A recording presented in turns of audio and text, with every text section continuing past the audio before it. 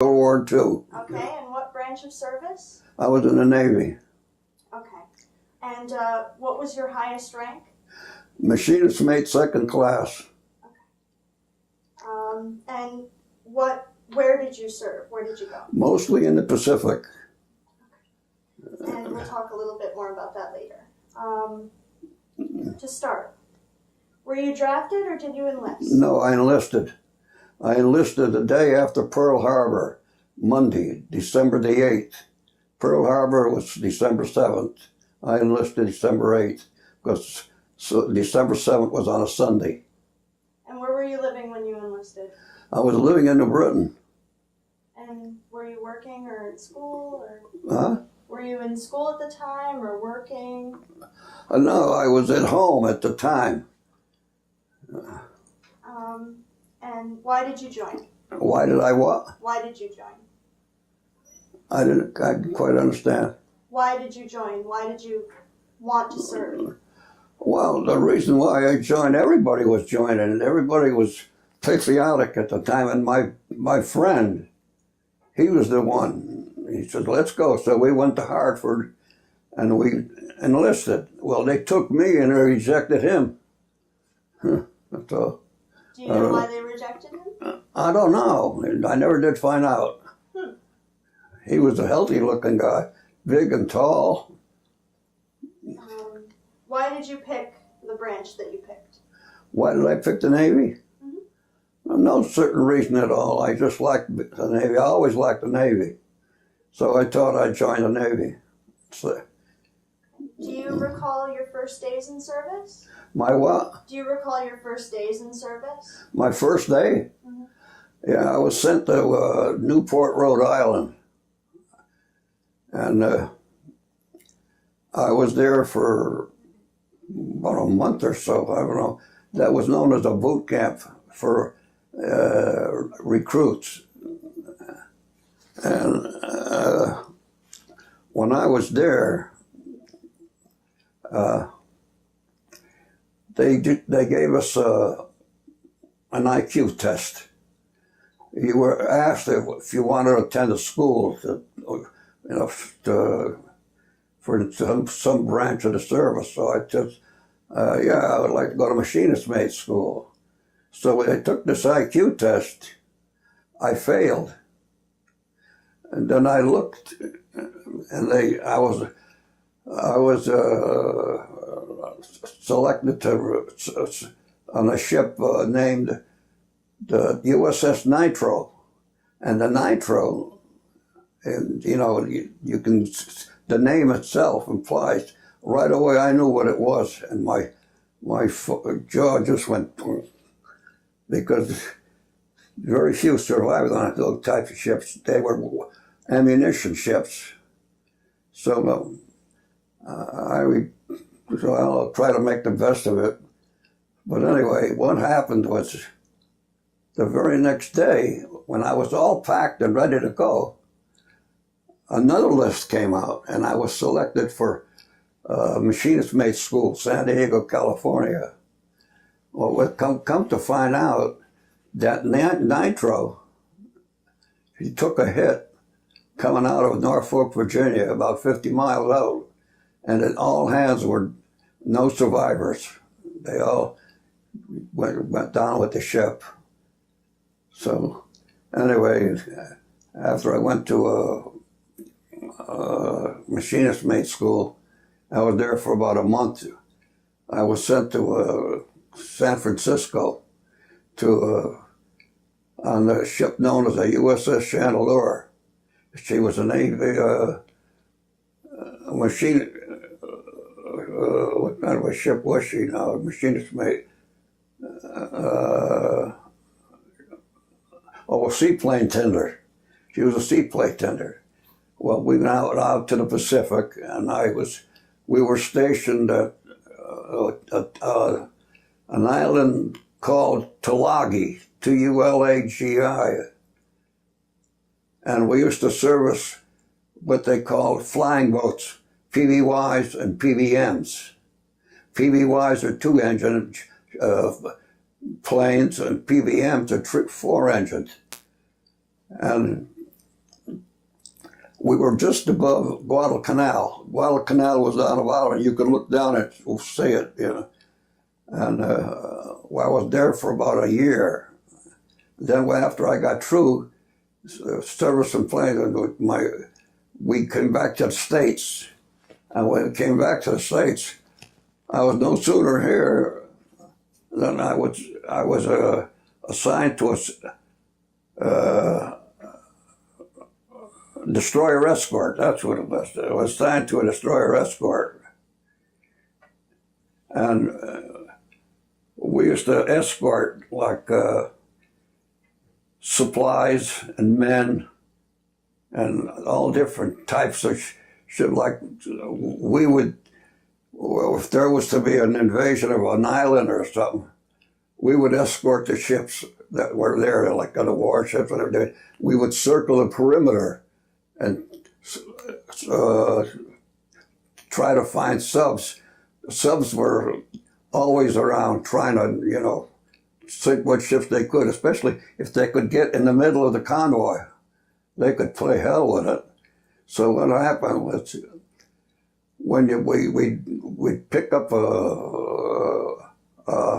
what they call something like something down below. You know, you'd figure it was you had to figure it was a ship, because if you didn't, what they would do, they would send up like all kinds of stuff, oil, and you think, well, we got a hit. But then again, you don't know if you got a hit, because they probably did that just to throw you off the path, like, you know. And well, that's what mostly we did, was these convoys. We'd rendezvous at a certain point, and we'd be the only one there. And they'd look around and not a ship around. And then all of a sudden we'd go to sleep. The next morning I got up, 1,000 ships almost, or 100, 200, all convoy, all stationed there waiting to invade some island or something. So after we got through at that, then we'd leave and we'd get another appointment, the same thing. So actually what we did was always around the perimeter looking for subs. And we did that, like I remember at Bougainville especially, you know, because they were coming in like flies, the planes and enemy aircraft and all stuff. And what happened was, after about, we did that for a couple of years. I was in the Army, Navy for 4 years almost. I enlisted in December the 8th, and I was discharged November the 4th, 1945. And I enlisted in 1941. So, well, there's not much else you could say, I suppose, but there's not too many of us left, like you say, you know. I don't know of any myself. I look around here, and I don't think there's too many stations in this,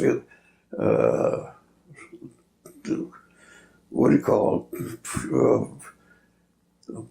None of it. I don't see many, I don't know of any that are in this here unit or wherever where I'm living now. But I was on, what I'm trying to think, the name of the island I was on when the war ended. It was right outside of Tokyo. You know, I can't think. I'm so trying to think the name of the island. Okay. Okinawa. Okay. I was on Okinawa when the war ended. Yeah, we were ready to invade Tokyo when the war ended, you know. But somebody like, the funny thing is, we were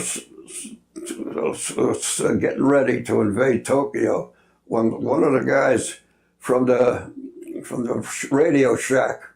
He came down. He says, "Hey," he said, "Did you hear that the war ended?" He said, "No." Then about 10 minutes later, another guy from the Radio Shack come down.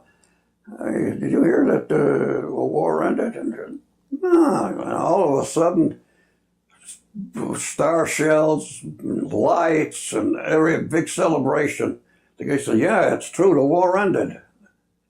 So when the war ended, I was on Okinawa. And after Okinawa, I was sent back to China. I was in China for a while. So while I was in China,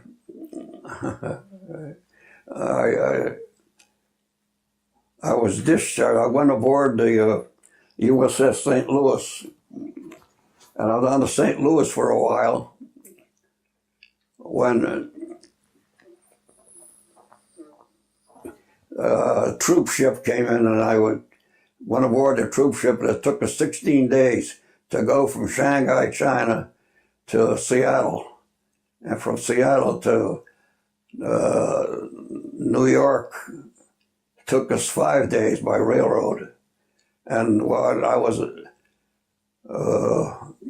discharged at Lido Beach, New York, that's where I was discharged.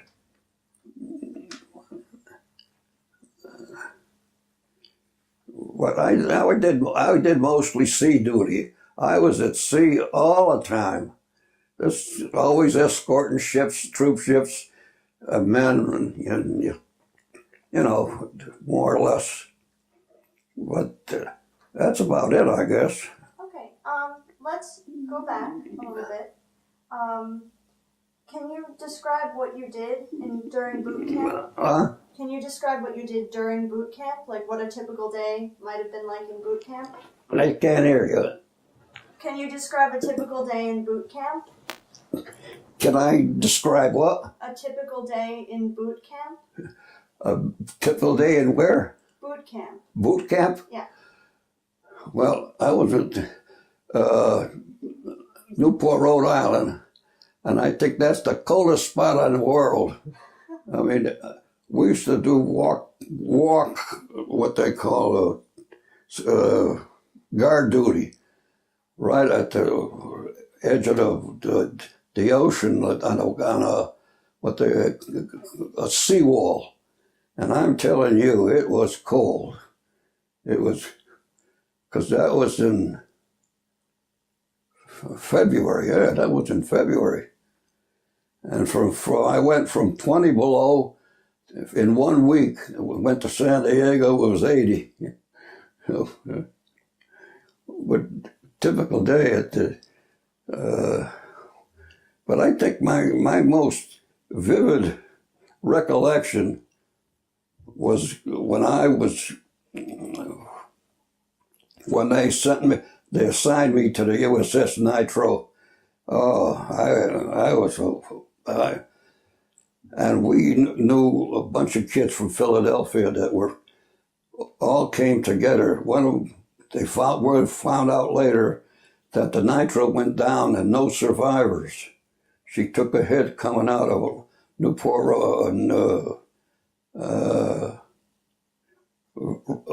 Virginia. I forget the name of the town, and no hands were lost.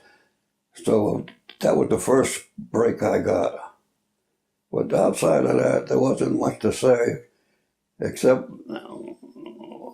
when the last days of my enlistment was when I was on the St. Louis. That's when the war ended. And when the war ended, the ship was in Shanghai, China, and the captain told me that I'm going to have to transfer you over to the St. Louis. He said, because if it's not, he said, you're going to have to come with us to Hong Kong. I didn't want to go to Hong Kong. So he sent me over to the St. Louis, and from there, I took a troop transport to McKinley, and And from there to Seattle took us 16 days. And from Seattle to Long Island, 5 days. And after that, I was discharged. And I remember when I got discharged, when I stopped at, well, everybody was patriotic, you know. But they took me into their house, this couple. They took me into their home, and I got up in the morning, and I was in this room. So I went out to the kitchen, and there was a sign, "Make yourself at home, we'll be back at 4 o'clock." So I stood with them for a week. So finally I told them I got to go home sometime. And I finally decided I went home. And that's about it, I'd say. But I think my biggest break, like I said, was when I was on the nitro, and I was all packed. All my gear was packed, and I was waiting there to be picked up. And all of a sudden, I got another call, and another list went up, and I was transferred to San Diego. And that nitro, I knew right away when they said nitro, that was an ammunition ship, because once she took hit, there was no survivors, because they just went up like in splinters. But now, you went to San Diego for engineer school, you said? Huh? You went to San Diego for engineer school, you said? Yeah. And then after engineer school, you went on a ship? Yeah, I went to San Francisco. I went to San Francisco, and I was assigned to a USS Chandeleur, a seaplane tender. I was on her for a year. And when I came back to the States, so, we went out to the Pacific, and I came back to the States, I got transferred to a destroyer escort. And then I had to go right out again. I never got much of a break in that category. And the destroyer was the remainder of your service? Huh? When you were on the destroyer, was the remainder of your service? Was it what? The rest of your service was on the destroyer? Yeah, I was on a destroyer escort. That was the rest of my service, yeah. I was discharged, like, when she came back. I'm trying to think, I was discharged what day?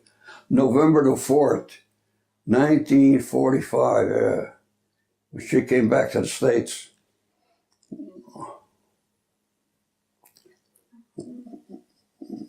Oh, I actually have one more question about boot camp. Boot camp? Yeah. Do you remember any of your instructors? Well, I remember there was an old chief. He was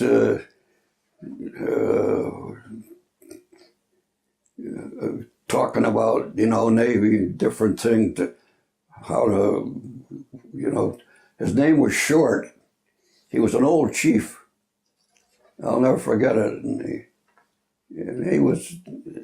he'd give lectures on Navy life, aboard a ship and all that.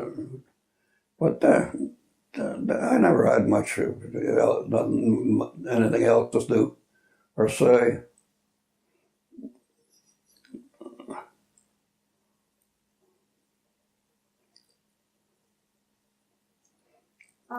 When you were on the tours with your ships, did you stop in any islands? Any islands? Yeah. Oh, yeah. We were at Bougainville, then Okinawa, Luzon. We were in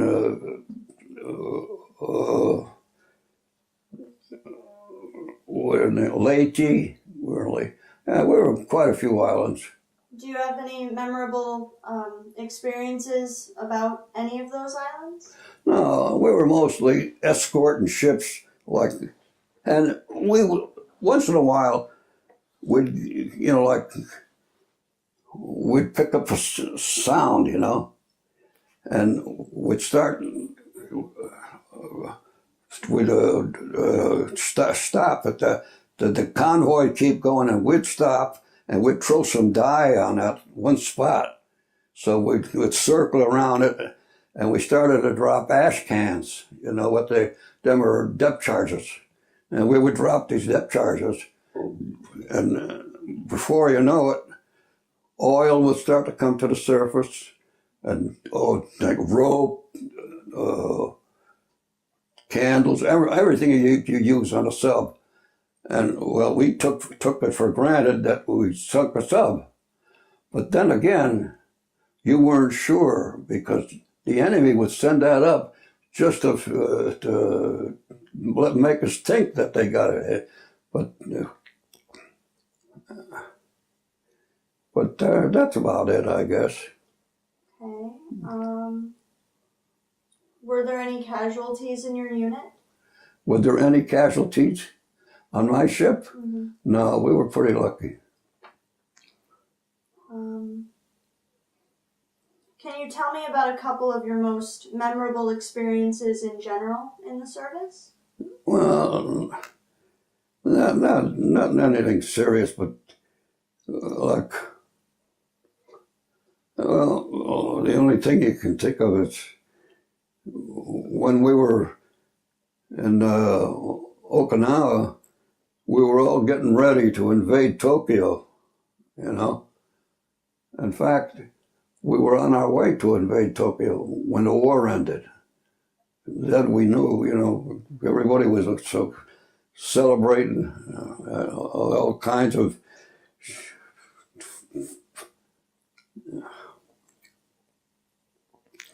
well, actually, I never saw, you know, just in the real Navy life, mostly Navy life, you know. I did always at sea, transporting, escorting ships and troops. That was our job, you know. Were you awarded any medals or citations? No, it was the European, no, the Asian Medal of ribbon, and what do you call that?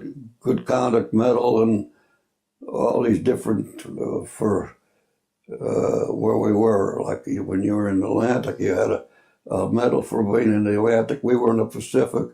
We got a medal for being in certain areas in the Pacific, like Bougainville and places like that. Especially Bougainville. When we went into Bougainville, and the Marines were in there, and we brought out about 200 of them, you know, and they all had what you call elephantitis. Their legs were like this, just twice the size. That they called it jungle rot. That they picked up, and we took a bunch of them out, and transferred them to another ship that took them to the States. But actually, that's about the size of it, I'd say. Can you spell Bougainville for me? Bougainville? Mm-hmm. It's Bouganville.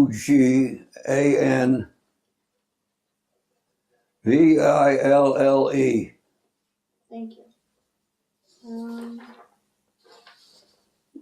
Okay. Now we're going to talk about some general life in the service questions. How did you stay in touch with your family while you were overseas? Well, how did what? How did you stay in touch with your family? How did I keep up with my family? Mm-hmm. Well, I used to write. You know, you send them letters like anywhere else. And we would get a letter. It was dated like at a certain time, and we'd get the letter a month later, you know, when they had what they call a mail ship. And so I imagine my mother must have been, because my father had died when I was very young, and she was, she's so proud of me. I'll never forget it. She used to put a star in the window, that she was the Gold Star mother. And when I finally came home, I came home after about 2 years in the Navy. I'd never got no leave. So finally I did get a leave. So when I came home, I thought my mother was going to have a stroke. So she couldn't, she was so thrilled to see me home, you know. But she had a tough life, you know. What was the food like? The food? Yes. Well, we ate, what do you call that? Dehydrated food. There's a name for it. D rations, C rations? Yeah, it was different. I forget what they called it. It had a certain name. And that's what we used to eat anyway. It was dehydrated, and they had a name for it. I forget what it was, but anyway. And the garbage, when I got the garbage, they would compress the garbage. So, and they wouldn't throw it over the side during the day. They threw it over the side at night when it was dark, because they didn't want any traces left of where the ship was or anything like that. But I don't know.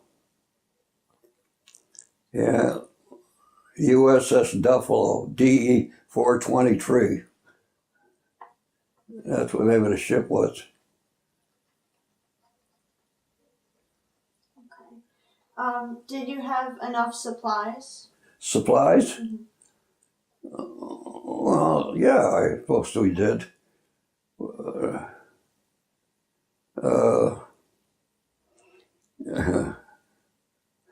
I've got a job in the kitchen for a while, what they call a galley. And all their food was, I forget what they called it, but anyway, it wasn't very good. I mean, but it was good enough. Kept you alive, you know. Food wasn't that bad. When I used to think of soldiers, what they used to have, I was happy. But I don't know. And the USS Buffalo, DE 423. Well, she was quite a ship. She made a lot of trips, I'll tell you. I made so much. I was at sea so long that I think I had salt in my veins. Yeah. But there was nothing much else to it, I guess, you know. When it came to your work as a machinist, did you have enough equipment? No, I used to stand my watches in the engine room.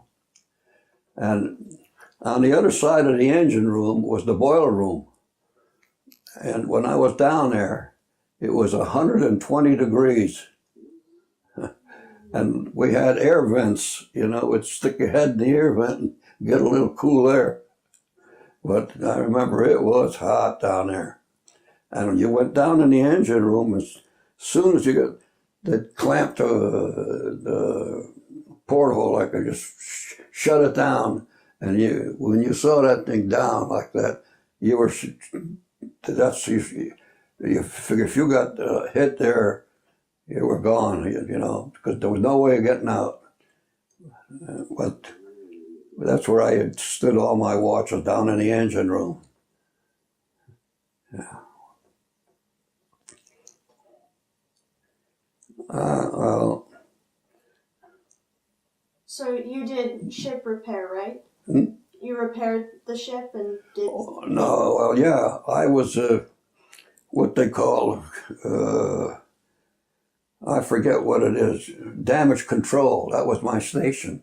In other words, if a compartment got hit and it was filling with water, we would bulk up the bulkheads and sort of contain the water in that one compartment. That was our job. They called it damage control.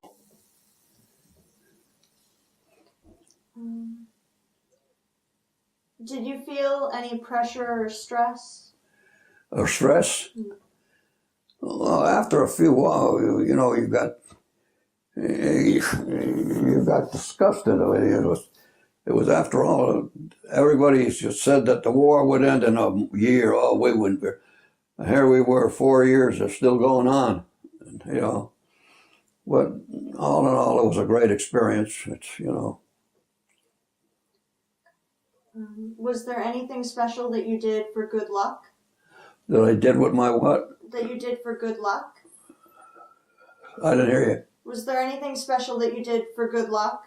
Or anyone that you were with did for good luck? I don't know what I can't understand that. Just, did you do anything like, people carry around rabbit's feet or stuff like that? Did you do anything for good luck just so that missions would go well? Or? Well, not that I know of. Well, like I said, we were like escorting, picking up subs and stuff like that. That was about the size of it. But I remember one thing especially, though, when I was in China, I was a great one for getting souvenirs. So I had all kinds of, I had a set, a beautiful set of, made out of wood, like trays, spoons, knives, forks, all wood, special teak wood. They made handmade to China. I had that. And one of my friends, I gave him $20 and I said, well, I'm leaving now. So I said, do me a favor, send this home for me, will you? Well, he never sent it home. He kept it. His name was Binkowski. I'll never forget him. But, what did people do for fun? For fun? Yeah. Not much. We used to play cards a lot. But that's about it. What little recreation you had, We get on the fantail, everybody would start playing cards. And that's when you had a little time. Mostly you were on duty all the time, especially at night, at dawn, and at sunrise. That's when the ships or the subs were on a prow, because for some reason they like to attack at dawn and at dusk. They like to attack. They were less detectable then. That's about it, I guess. Okay. Did any of the ships you were on ever get visited by USO or? A USO? No. No. USO, you're always on land. Yeah. There was no USO on the ships around. Never on any of the islands that you stopped, or? No. The USO mostly was in like Hawaii, places like that, but they weren't on the islands. But like the Marine, well, like the soldiers and everything, they were on land, so the USOs used to, enter there and entertain them. But we were at sea all the time. I mean, we were at sea. I don't ever remember us being stationed on any island or anything. And you said that you did end up getting leave toward the end of your service, right? Huh? You went on leave at the end of your service? At the end of my service, I went on leave. No, we came back to the States, and I got transferred. And then I got a 10-day leave. That's about it. 10 days, and I got transferred to the destroyer escort. And what did you do while you were on leave? Well, I came home, and picked up my normal life. And, well, we always hanging around with all the people I knew before I went in the Navy,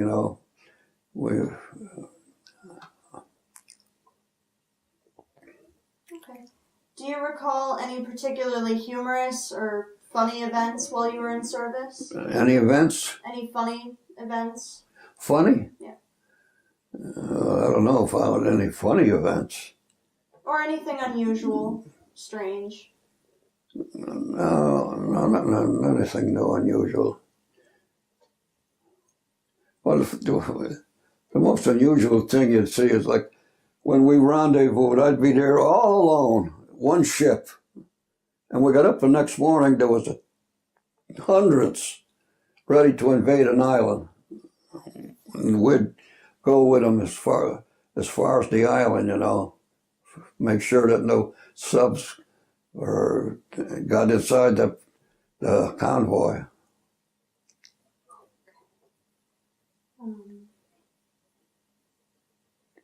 Were there any pranks that anyone would pull on one another? Or? Oh, and, yeah, that one prank, he kept all my stuff. And he kept my $20 too. Oh, what did you think of your fellow machinists and your superiors? What did I think of my superiors? Well, I respected my superiors. You know, they were my boss, except one. He was a executive officer. That was his name. Well, they have a tradition in the Navy. When you cross the international date line, you became a polywog. You know, you were, I forget, they have a name for it, but anyway.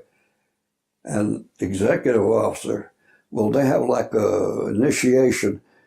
Everybody has a paddle, and they go through this line, and you sort of hit them when they go through. So part of the initiation, and everybody, you know, most of them were officers. They never been across the international. Well, I was across the international date line, and and they would hit the officers a very little tap. But when I was really whacking them, you know, and I hit the executive officer, and he went down like on a knee, and he looked at me, and I could see, he says, I'll get even with him. And he did. When we got to China, he wouldn't let me go ashore. He confined me to the ship for no reason at all. He just confined me to the ship.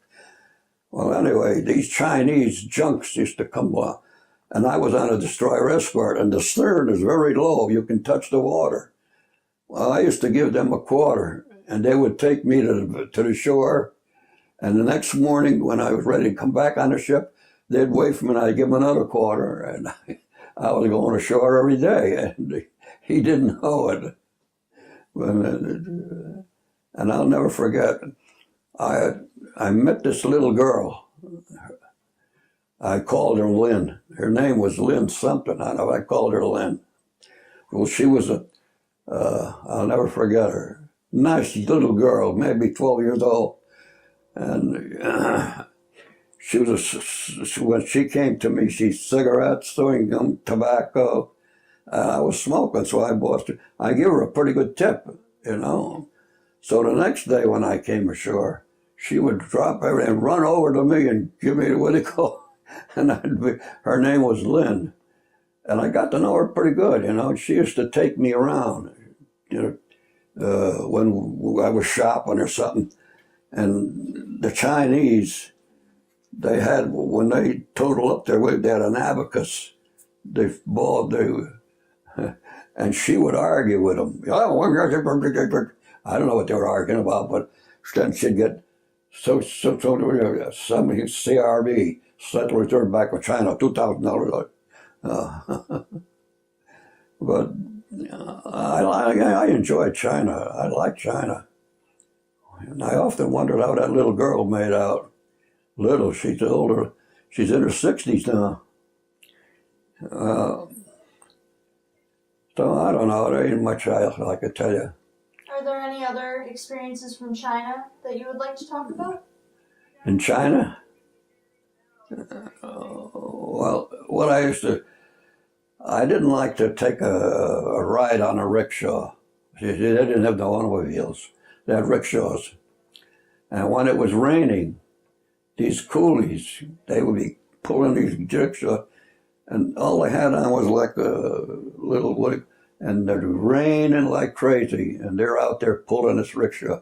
And I said, I never took a rickshaw. I just couldn't see them pulling it like that. They would really struggle, you know. But outside of that, I mean, you know, Shanghai was like New York, like a big city. I mean, they had nightclubs, they had everything, you know, theaters, and they were pretty popular. But I don't know. Yeah. While you were in service, did you keep a diary or a journal? No. I never saw a diary. No.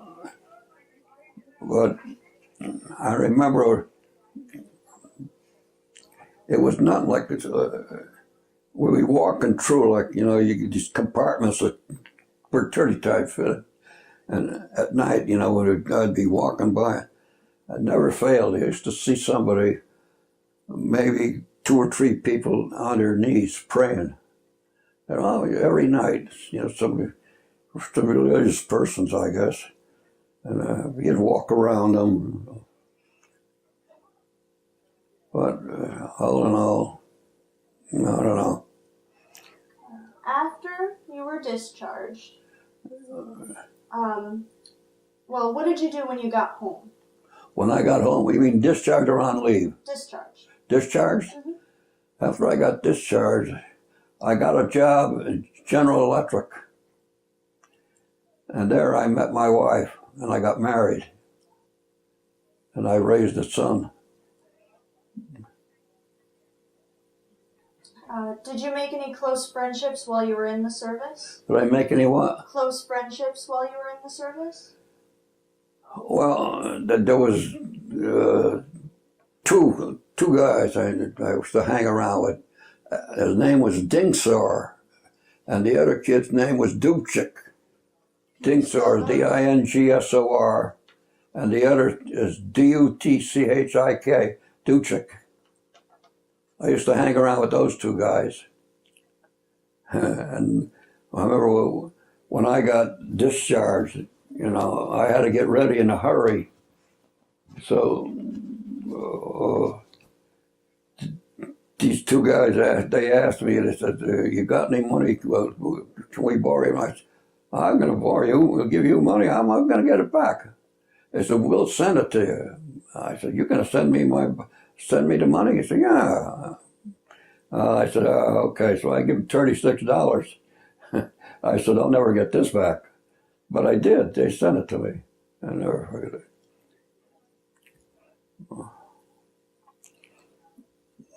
So not like the guy that took your spoons. No, nothing like that. I like the Navy. Oh, are you in touch with either of them? No, but you know what? I don't know if I have one here or not, and I don't. Every 3 months, they have a reunion of the guys that was on my ship. And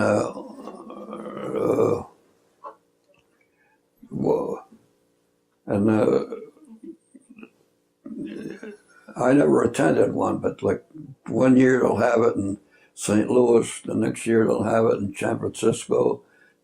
But I get this letter every 3 months, tells you what they did at the reunion, and then also they have the death list, you know, the sailors that died, and they're getting a little smaller and smaller and smaller.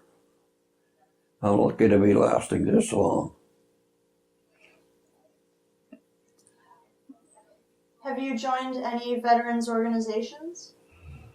No, I never did, but we got the only recognition I got was from the state. They gave us a medal Remember when the state gave us a medal? Remember that? Yeah, we got a medal. I gave it to my grandson.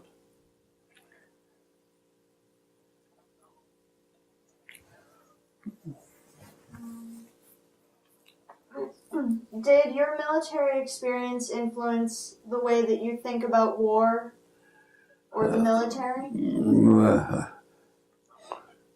There should never be a war. I don't know how you can avoid it, but if you could, they should. I feel sorry for those kids today that are over in, what do you call it? Where are we at war now? Iraq and Afghanistan. Where? Iraq and Afghanistan. Iraq and Iran, yeah. And a few of those. But then again, they only serve a year over there, but even so, it must be tough. But I don't know.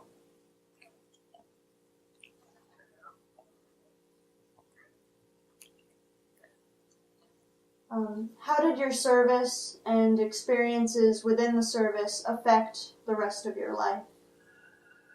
Well, I think it made me a better person. I mean, when I was, before I went into service, I was hell-bent for leather. I'd do anything. I didn't care for nothing.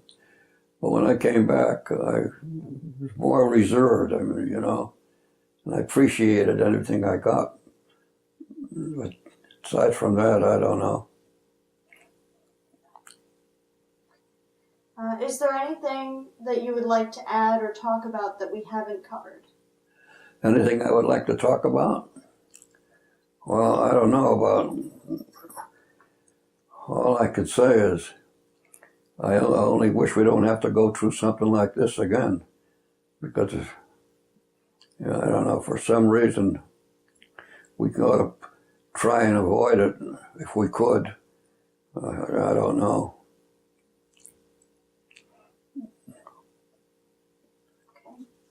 In that case, I'd like to thank you for your time and for your service. Do you have any idea of how many World War II veterans there are left? No. All I keep doing is getting reports, you know. They're dying so many a day, and there's not many left. That's from what I heard. I don't know. I'm happy to be the one of the few that's left. Yeah, so I don't know. We'll see what happens.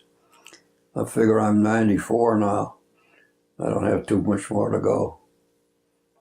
But I guess if I could make another year, I'll feel happy. Okay. Thank you very much. You're welcome.